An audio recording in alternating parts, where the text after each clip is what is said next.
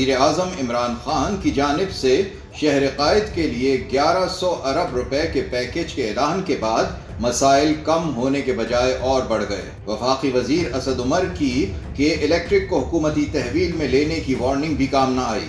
گزشتہ کئی دنوں سے کراچی میں بدترین لوڈ شیڈنگ کا سلسلہ جاری، کئی گھنٹوں بجلی غائب، شہری پریشانی میں مبتلا۔ نیو کراچی، لیاقت آباد، ملیر، گلشن اقبال، گلستان جوہر، گارڈن ایسٹ، دھوبی گھاٹ، کھارا در، لیاری، کماڑی اور کلفٹن سمیت کئی علاقوں میں بجلی کی فراہمی معطل۔